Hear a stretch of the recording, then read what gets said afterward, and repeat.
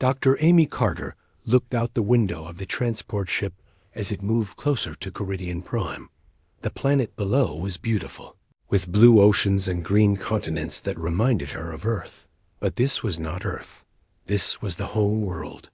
Of the Caridian Empire, a race of tall, scaled beings who had been enemies of humanity for 20 years. Amy was scared, but she was also excited. She was part of a peace mission, the first real chance for humans and Caridians to stop fighting and start working together. As a scientist who studied alien life, she had always dreamed of this moment. She would be the first human to live on Caridian Prime and study their culture. The transport ship was small and cramped. Amy shared it with 5 other diplomats and a few guards. Ambassador Richard Hayes, a thin man with gray hair, was in charge of the mission. He had told Amy many times that her job was very important. The Caridians respected scientists, and they might trust her more than the politicians. Amy touched the small device on her wrist. It was a communication link that would let her talk to her husband every day. Marcus Cole was a general in the Earth Defense Force, and he was currently stationed on Luna Base, the military command center on Earth's moon. They had been married for 8 years, and this would be the longest time they had ever been apart. Marcus was known throughout human space as a brilliant military leader. Other soldiers called him the Iron Wolf because he was so good at winning battles. But Amy knew a different side of him. At home, Marcus was gentle and kind. He loved to read old books of poetry, and he grew flowers in their small garden. When Amy had bad dreams, Marcus would hold her and tell her stories until she fell asleep. The night before she left Earth, Marcus had walked with her through their garden. The roses were blooming, and the air smelled sweet. Marcus had picked a small, white flower and put it in Amy's hair. "Promise me you'll come back," he had said, his voice soft. "I promise," Amy had replied. "This mission will help bring peace. No more war, no more fighting. We can have a normal life." Marcus had kissed her forehead. "I'll be watching over you. If anything happens, anything at all, you call me." Now, as the transport ship entered the atmosphere of Caridian Prime, Amy felt nervous. She had studied the Caridian language for months, but she was still not sure she could speak it well. She had read about their culture, but reading about something and living it were very different things. The ship landed at the capital city's spaceport. Amy could see Caridian buildings through the window.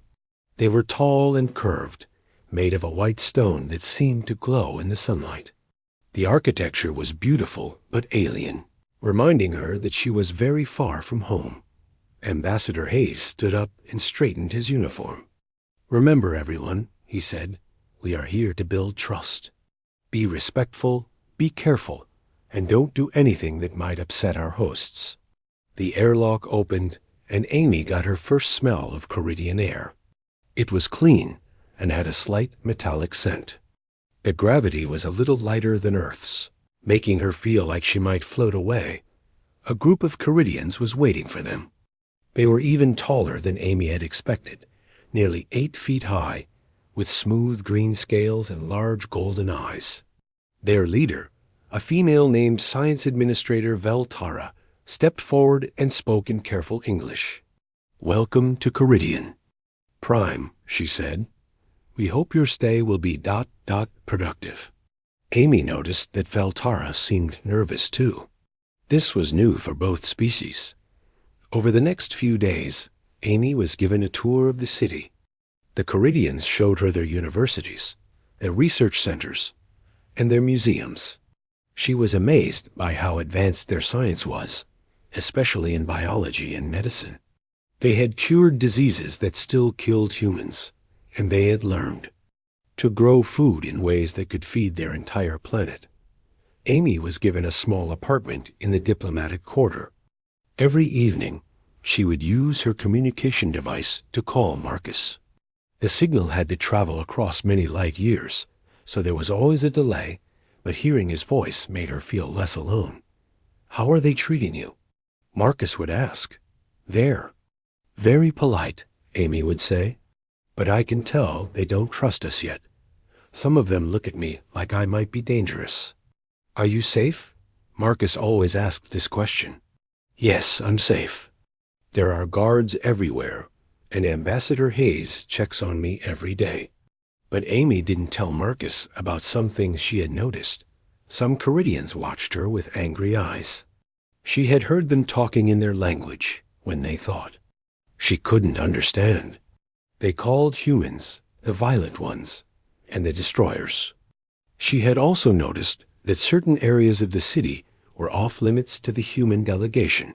One day, while visiting a research facility, Amy met a young Caridian scientist named Dr. Kethmer. He was different from the others. He seemed genuinely interested in human science and asked her many questions about Earth's biology. "Your species is fascinating," he said in his careful English. "You are so small, yet you have traveled so far among the stars." Amy smiled. "We're curious." "Maybe too.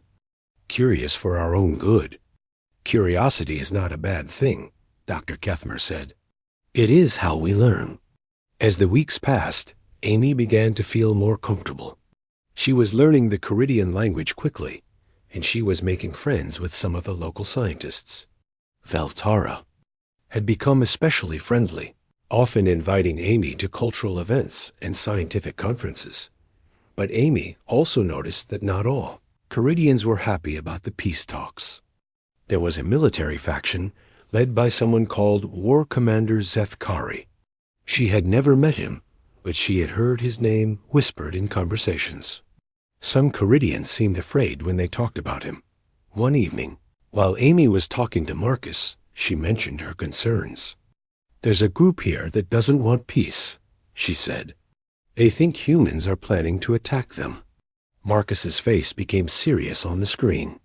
"Amy, if you feel unsafe, you can come home. The mission isn't worth your life." "I'm okay," Amy said. "I think I'm actually making progress. Some of them are starting to trust me."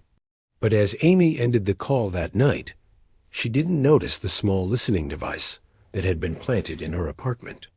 War Commander Zethkari and his followers were watching her every move, waiting for the right moment to strike.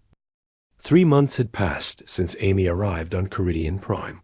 She had learned to speak the Caridian language well, and many of the scientists now treated her like a friend. Her research was going better than anyone had hoped. She was studying how Caridian plants could be used to make new medicines, and she had already made several important discoveries. Amy felt proud of her work. She was building bridges between two species that had been enemies for so long. Every day brought new understanding between humans and Caridians. In her daily calls with Marcus, she shared her excitement about the progress. "I think we're really going to do it," she told him one evening. "I think we're going to make peace." Marcus smiled on the screen, but Amy could see worry in his eyes. "I'm proud of you," he said, "but promise me you'll be careful. War is easier than peace, and some people prefer fighting." Amy didn't know how right Marcus was. That same week, Dr. Kethmer invited Amy to visit a new research facility outside the city. It was a secret project, he said, something that could change everything. Amy was excited to see more Caridian science. The facility was deep underground, hidden beneath what looked like a normal office building. Dr. Kethmer led Amy through several security doors and into a large library. What Amy saw there made her blood run cold. The lab was full of biological samples and research equipment. But these weren't samples of plants or normal animals. Amy could see genetic charts on the walls, and they showed human DNA. There were bottles of chemicals with labels she could read, and the labels talked about human cellular breakdown and species-specific toxins. "What is this place?" Amy asked, her voice shaking. Dr. Kethmer looked nervous. "I wanted to show you this because I trust you," he said quietly. "This is War Commander Zethkari's secret project. They are making weapons that will only kill humans.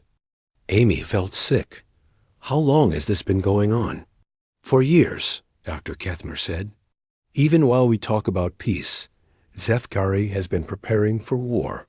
He plans to use these weapons to destroy all human colonies. Amy knew she had to document this. She took out her small recording device and began filming the laboratory. She recorded the genetic charts, the chemical labels, and the research notes that were written in Caridian. This was proof that some Caridians were planning genocide. "We have to stop this," Amy said. "I know," Dr. Kethmer replied. "That's why I brought you here. If the peace talks succeed, maybe we can shut down this project."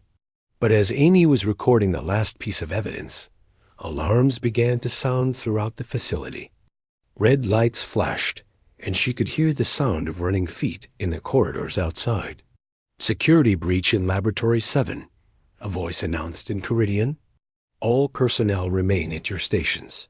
Dr. Kethmer's face went pale. "We have to leave." Now, but it was too late.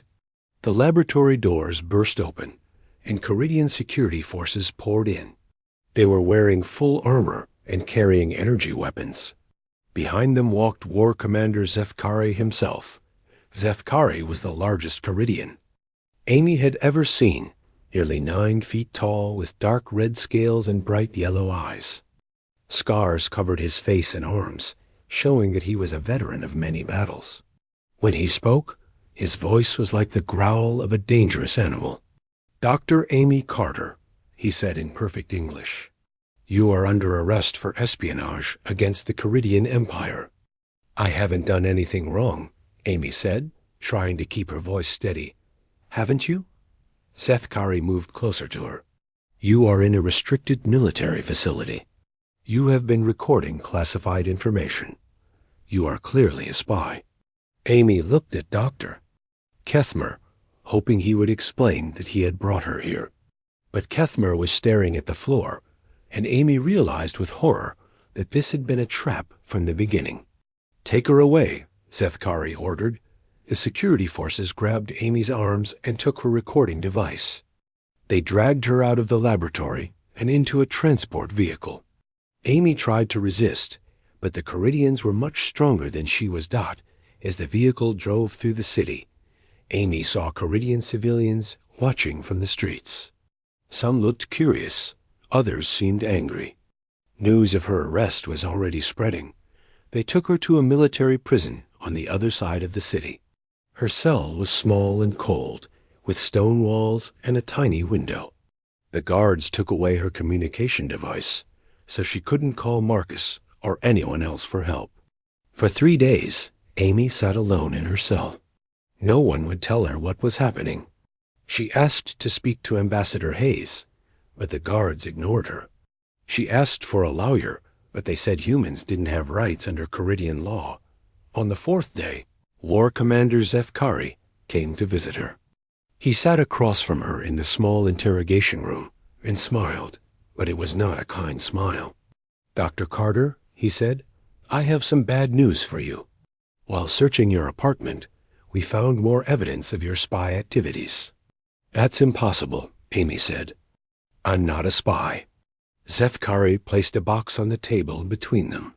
Inside were bottles of chemicals, genetic samples, and research notes written in Amy's handwriting. Amy recognized some of the materials from the secret laboratory, but she had never seen the notes before. "These were hidden in your bedroom," Zethkari said. "They show that you have been developing biological weapons to use against my people." Amy stared at the evidence in shock. "Those aren't mine. I've never seen those notes before." "Really?" "But this is your handwriting, is it not?" Amy looked closer at the notes. They did look like her handwriting, but she knew she had never written them. Someone had been very careful to copy her writing style. "You've been planning to poison our water supply," Zethkari continued. "You wanted to kill millions of innocent Caridians." "That's not true," Amy shouted. "You're lying.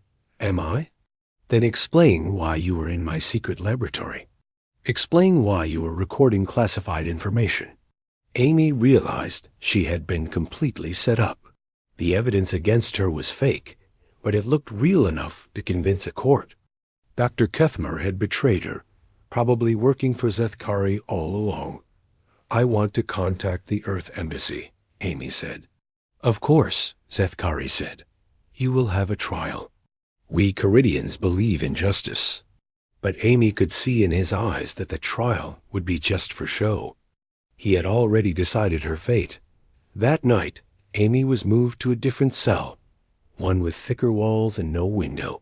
She could hear other prisoners crying in nearby cells. Some were speaking in languages she didn't recognize. She wondered if they were other humans who had been caught in similar traps. Amy curled up on the hard bed and thought about Marcus. He would be expecting her daily call, and when it didn't come, he would know something was wrong. She hoped he would find a way to help her, but she also feared what he might do. Marcus had always said he would protect her no matter what, and Amy knew he meant it. In the darkness of her cell, Amy whispered the words Marcus always said to her when she had nightmares. Everything will be okay. I'm here, and I won't let anything hurt you. But Marcus wasn't here, and Amy was more afraid than she had ever been in her life. Marcus Cole stood in the command center of Luna Base, staring at the communication screen that should have shown Amy's face an hour ago.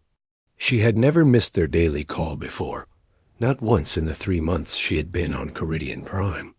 General Cole, his aide, Captain Lisa Park, approached him carefully. Sir, we've received a message from the Caridian government. Marcus turned around quickly. What do they say? Captain Park handed him a data pad. Her face was grim. Sir, they're saying that Dr. Carter has been arrested for espionage and attempted genocide. Marcus felt like someone had punched him in the stomach. He read the message twice, his hands shaking with anger. The Caridians claimed they had found biological weapons in Amy's apartment. They said she was planning to poison their water supply. This is impossible, Marcus said. Amy wouldn't hurt anyone. She's a scientist, not a soldier. Sir, Earth Command wants to see you immediately. Marcus walked through the corridors of Luna Base like a man in a dream. Other soldiers saluted him, but he barely noticed. His mind was focused on only one thing. Amy was in danger, and he had to save her. Admiral Patricia Stone was waiting for him in her office. She was a tough woman who had fought in many wars, but her expression was sympathetic as Marcus entered. Marcus, I'm sorry, she said. We're doing everything we can through diplomatic channels. I want to take a ship to Caridian Prime, Marcus said immediately. I can have a rescue team ready in 6 hours. Absolutely not, Admiral Stone replied. Firmly, if we send military forces to Caridian space, it will start a war. Millions of people will die. My wife will die if we don't act. We have to trust the diplomatic process. Ambassador Hayes is working with the Caridian government. They've agreed to give Amy a fair trial. Marcus laughed bitterly. A fair trial? Admiral, they've already decided she's guilty. This whole thing is a setup. Maybe it is, Admiral Stone said. But if we attack, we prove that humans are as violent as they claim. Amy's sacrifice will mean nothing. Don't talk about her sacrifice, Marcus said, his voice getting dangerous. She's not dead yet. Admiral Stone stood up and walked to the window that looked out at Earth. Marcus, you're one of our best generals, but you're also a husband who's scared for his wife. That makes you emotional, and emotional commanders make bad decisions. Are you relieving me of duty? I'm ordering you to stay here and let the diplomats handle this. Marcus saluted stiffly and left the office. But as he walked back to his quarters, his mind was already making plans. If Earth Command wouldn't save Amy, he would do it himself. Over the next few days, Marcus used his high-level security clearance to hack into Caridian communication networks. What he saw made him sick with anger. The trial was being conducted entirely in the Caridian language, with no human translator provided. Amy sat in the defendant's chair looking confused and frightened, unable to understand what was happening around her. The evidence against her was clearly fake, but the Caridian judges accepted it without question. Witnesses testified that they had seen Amy acting suspiciously, but Marcus could tell they were lying. The whole trial was theater, designed to justify what they had already decided to do. Marcus watched every minute of the trial through the stolen video feeds. He saw Amy growing thinner and paler each day. He saw her trying to speak, to defend herself, but the judges would not listen to her. He saw her looking into the cameras as if she knew he was watching, as if she was trying to send him a message. Ambassador Hayes appeared on the video feeds, arguing with Caridian officials. Marcus could see that the ambassador was trying his best, but he was fighting against people who had no intention of being fair. On the 5th day of the trial, the judges announced their verdict: guilty on all charges. The sentence was death by hanging, to be carried out in 3 days in the public square of the capital city. Marcus immediately requested emergency leave to attempt a rescue mission. Admiral Stone called him into her office again. "Marcus, I know what you're thinking," she said. "But if you try to rescue Amy, you'll only make things worse for her. They're going to kill her anyway." "Maybe not. We're still negotiating. The Caridian moderates are trying to convince the government to reduce the sentence to imprisonment." "That's not good enough." Admiral Stone's voice became hard. "Marcus, I'm giving you a direct order. You will remain on Luna Base. You will not attempt any unauthorized rescue mission. If you disobey this order, you will be court-martialed and imprisoned." Marcus saluted again and left the office. That night, he sat in his quarters looking at pictures of Amy. There was one from their wedding day, both of them laughing in their garden. There was another from their last vacation, Amy holding a flower she had picked on a mountain trail. Marcus made his decision. He submitted his resignation from Earth Command, effective immediately. Admiral Stone accepted it within an hour, probably hoping to distance the military from whatever he might do next. The day of Amy's execution arrived gray and cold on Caridian Prime. Marcus watched through the hacked video feeds as thousands of Caridians gathered in the Capitol Square. They had built a gallows in the center, a wooden platform with a rope hanging from it. Amy was brought out in chains. She looked small and fragile, surrounded by the tall Caridian guards. Her hair had grown longer during her imprisonment, and she was wearing the simple gray clothes of a prisoner. War Commander Zethkari stood on the platform and gave a speech in the Caridian language. Marcus had learned enough of their language to understand the words. "Let this be a warning to all humans who think they can destroy us. This is the fate that awaits all human spies and killers." The crowd cheered. Some of them were holding signs with pictures of Amy and words that meant human killer and enemy of peace. Amy was led up to the gallows. The executioner, a large Caridian wearing a black hood, put the rope around her neck. Amy looked straight into the main camera that was broadcasting the execution across the galaxy. Marcus leaned forward, his heart breaking. Amy's lips moved, and though there was no sound, Marcus could read the words she was saying. "Remember our garden." It was their code, something they had agreed on long ago. If Amy ever said those words, it meant she wanted Marcus to let go of his gentleness and become the soldier the galaxy feared. It meant she wanted him to stop being her loving husband and become the Iron Wolf. The executioner pulled the lever. Amy dropped through the trap door, and the rope snapped tight. Marcus watched his wife die. He watched the crowd cheer. He watched War Commander Zethkari smile with satisfaction. Then Marcus turned off the video feed and began to plan his revenge. He spent the rest of that day making lists. Lists of names, lists of places, lists of everything he would need. He had recorded every face in the crowd that had cheered for Amy's death. He had identified every official who had participated in the fake trial. He had memorized every detail of the execution. Amy had asked him to remember their garden. But Marcus would make sure the galaxy remembered something else. What happened when someone killed the Iron Wolf's wife? The war was about to begin, but it would not be the war anyone expected.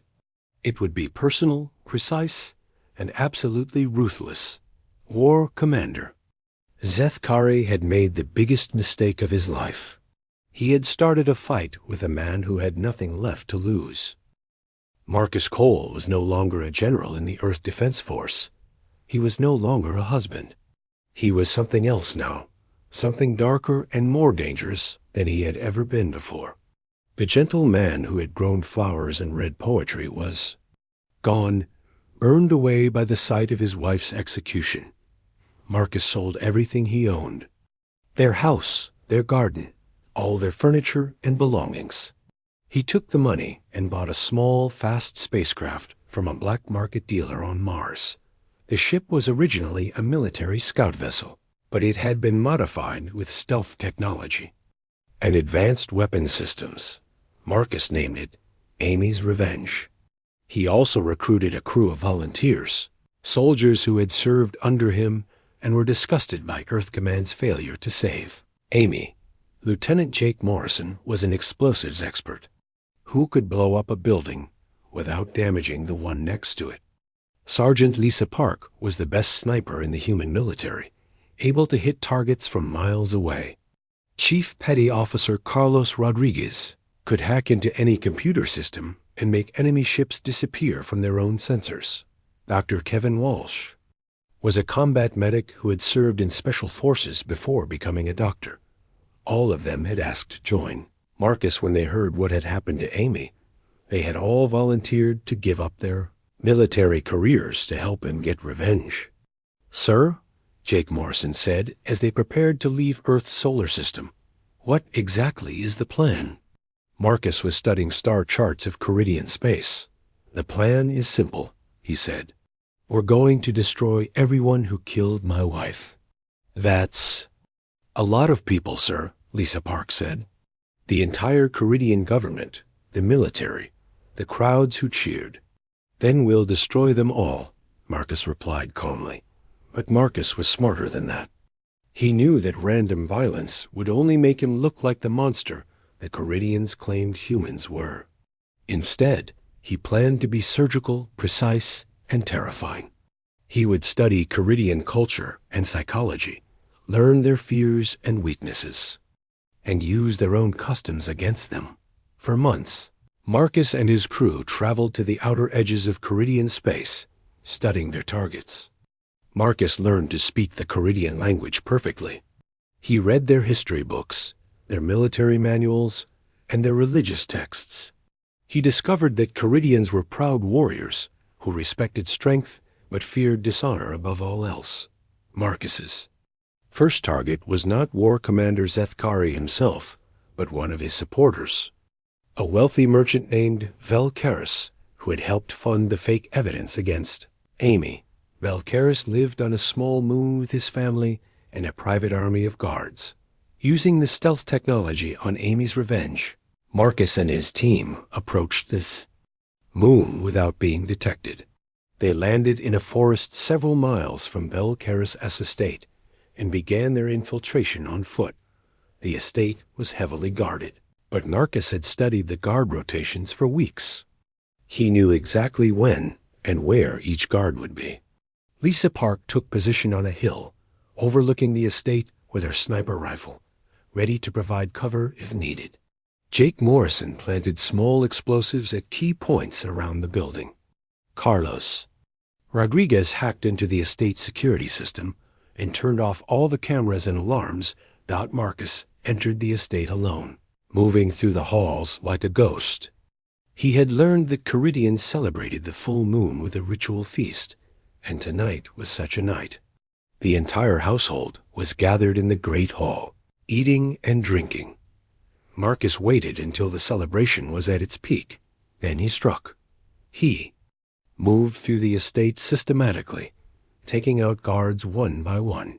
He used Caridian weapons, fighting in the Caridian style.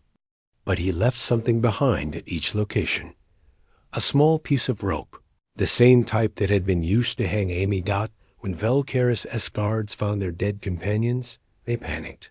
They searched the entire estate, but found no sign of the intruder. Then they found Velcaris himself in his private study, sitting at his desk with a rope around his neck. He was still alive, but barely conscious with fear. On the desk in front of him was a message written in perfect Korean script. You took my garden.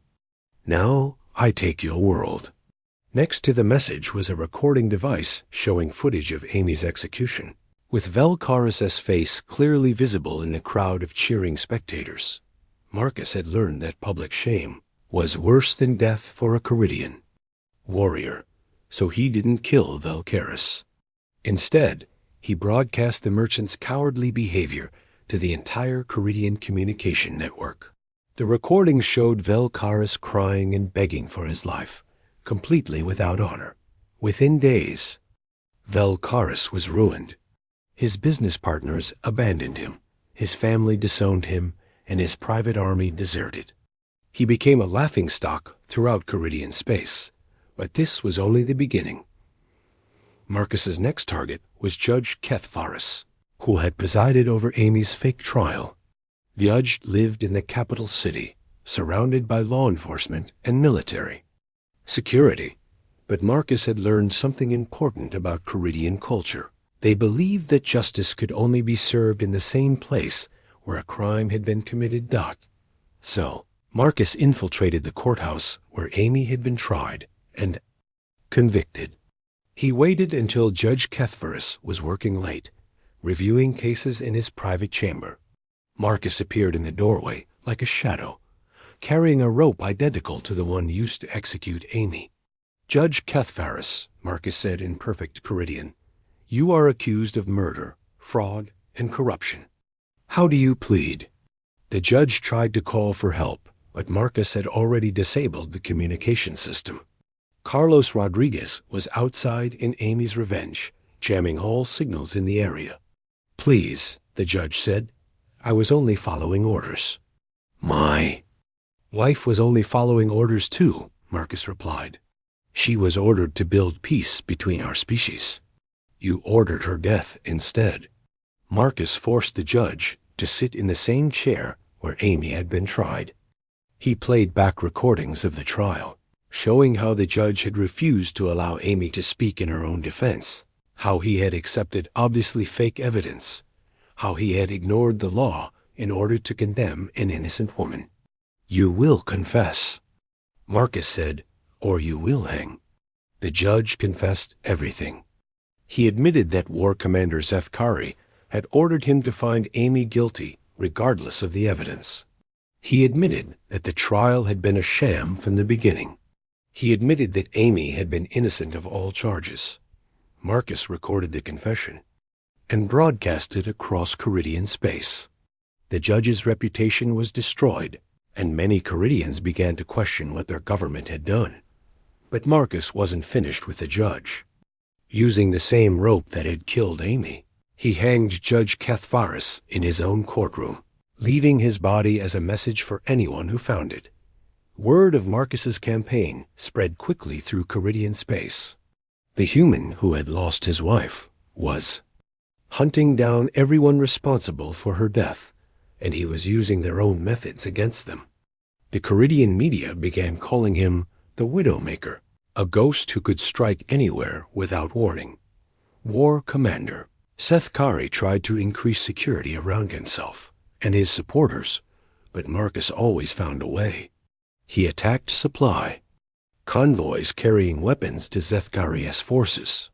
He sabotaged military bases and communication centers.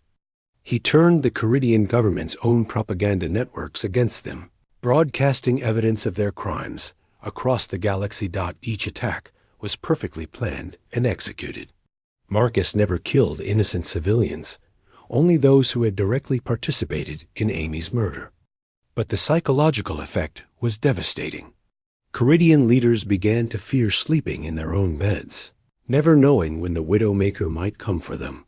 The moderate Caridians, led by Science Administrator Veltara, began to organize against War Commander Zethkari's faction.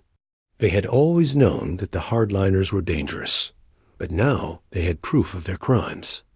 The confession from Judge Kethvaris and the evidence Marcus had broadcast showed that the peace talks had been sabotaged from the beginning. Marcus received a secret communication from Veltara, offering to help him capture War Commander Zethkari in exchange for an end to his campaign of revenge. But Marcus had other plans. He wanted Zethkari to face him in the same place where Amy had died. He wanted the entire galaxy to see justice served in the public square of the Caridian capital. He wanted Zethkari to know exactly who was coming for him. The Caridian Empire was falling apart. Marcus's campaign of revenge had lasted for 8 months, and in that time he had systematically destroyed the power structure that had killed his wife. War Commander Zethkari's supporters were dead, disgraced, or hiding in fear. The moderate Caridians had gained enough support to challenge the hardliners directly. Science Administrator Veltara had led a successful coup against the military government. Most of the Caridian people supported her, especially after Marcus had broadcast all the evidence of Zethkari's crimes. The biological weapons program had been shut down, and the scientists involved had been arrested. The fake trial that had condemned Amy was being investigated by an independent court, but Marcus wasn't satisfied with political victory. He wanted personal justice. Zethkari was hiding in a fortified bunker beneath the capital city, protected by his most loyal soldiers. He knew that the Widowmaker was coming for him, and he was terrified. The proud warrior who had orchestrated Amy's death was now cowering underground like a frightened animal.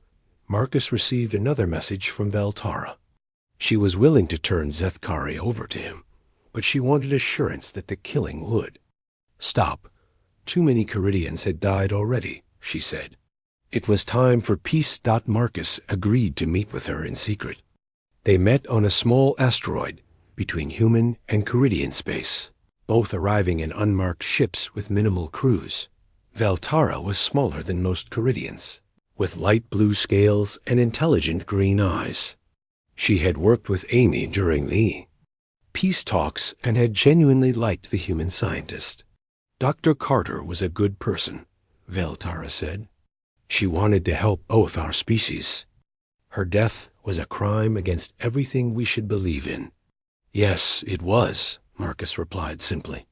I know you want revenge against Zethkari. I understand that. But if you kill him, you become the same kind of monster he was. Marcus stared at her for a long moment. Maybe I already am that monster. No, Veltara said firmly. You have only killed those who are guilty. You have not harmed innocent people. There is still honor in what you have done. Honor doesn't bring back my wife. Nothing will bring her back, but you can make sure her death meant something. Help us build the peace she wanted.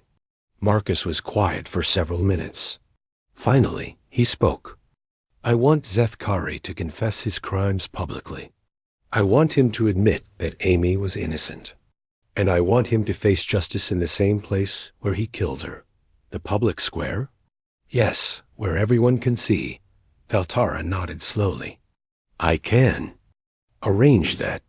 But Marcus, if I do this, you must promise that the killing will end. No more revenge, no more war. Marcus thought about Amy, about their garden, about the life they would never have together. I promise, he said. 3 days later, War Commander Zethkari was brought to the public square of the Caridian capital in chains. The same gallows that had been used to execute Amy still stood in the center of the square, but this time it was Zethkari who stood beneath the rope. Thousands of Caridians filled the square, but the mood was very different from Amy's execution. Many held signs demanding justice for the human scientist. Others carried pictures of Amy, with words like innocent and friend written below them. Marcus stood on the platform next to Zethkari. He was wearing his old Earth Defense Force uniform, the one with all his medals and decorations. He wanted the galaxy to see him not as a terrorist or a murderer, but as a soldier seeking justice for his wife. Zethkari was forced to read a confession that had been broadcast across the galaxy. He admitted that Amy had been innocent of all charges. He admitted that the evidence against her had been fake. He admitted that the trial had been a setup designed to justify killing her. He admitted that he had ordered her death because he wanted to prevent peace between humans and Caridians. Dr. Amy Carter was a scientist and a diplomat. Zethkari read from the prepared statement. She came to our world in peace, seeking understanding between our species. I killed her because I was afraid that peace would make me weak. I was wrong. I am a coward and a murderer. The crowd listened in silence. Many Caridians were crying, ashamed of what their leaders had done. When Zethkari finished reading, Marcus stepped forward. The entire galaxy was watching through the broadcast cameras. This was his moment for revenge, his chance to kill the being who had murdered his wife. But Marcus surprised everyone, including himself. War Commander Zethkari, he said in a loud voice, you are guilty of murder, fraud, and crimes against peace. Under Caridian law, the punishment for these crimes is death. Marcus placed the rope around Zethkari's neck, just as the executioner had done to Amy months before. Zethkari was shaking with fear, but he did not beg for mercy. But Marcus continued, my wife believed in mercy. She believed in forgiveness. She believed that even enemies could become friends. Marcus removed the rope from Zethkari's neck. I will not kill you, because killing you will not bring her back. Instead, you will spend the rest of your life in prison, thinking about the innocent woman you murdered. The crowd erupted in cheers. Many Caridians were shouting Marcus's name, calling him a hero. Others were chanting Amy's name, honoring the human scientist who had died trying to bring peace. Veltara stepped onto the platform and embraced Marcus. Thank you, she said. Amy would be proud of you. Marcus felt tears running down his face. For the first time since Amy's death, he felt something other than anger and pain. He felt ... peace. 6 months later, Marcus stood in a new garden on a small colony world at the edge of human space. The planet was called New Hope, and it had been chosen as the site for a joint human-Caridian research station. The station was named the Dr. Amy Carter Memorial Institute for Interspecies Cooperation. Marcus was no longer a general or a warrior. He was the director of the institute, working to continue Amy's dream of peace between the species. Caridian and human scientists worked side by side, studying the universe together and building understanding between their peoples. The garden Marcus tended was filled with flowers from both Earth and Caridian Prime. He had planted Amy's favorite roses next to Caridian crystal blooms, creating something beautiful from the mixture of two different worlds. Every evening, Marcus would sit in the garden and read from Amy's research notes. Her work on interspecies medicine had already saved thousands of lives, both human and Caridian. Her dream of peace was becoming reality, built on the foundation of her sacrifice. Veltara visited often, bringing new scientists and diplomats to the institute. She had become the elected leader of the new Caridian Republic, a democratic government that had replaced the old empire. Under her leadership, the Caridians had opened their society to the galaxy, sharing their knowledge and learning from other species. She would have loved this, Veltara said one evening as she and Marcus walked through the garden together. Yes, Marcus replied, touching a white flower that reminded him of the one he had put in Amy's hair so long ago. She always said that. Even in the darkest soil, something beautiful could grow. The war between humans and Caridians was over. The peace Amy had died for was real. And in a garden where flowers from two worlds grew together, Marcus Cole finally found a way to honor his wife's memory without destroying himself. He had learned that love was stronger than hate, that building was harder than destroying, and that sometimes the greatest victory came from choosing not to fight. Amy's voice echoed in his memory as he watched the alien stars rise over New Hope. Even in the darkest soil, Marcus, something beautiful can grow. And it had.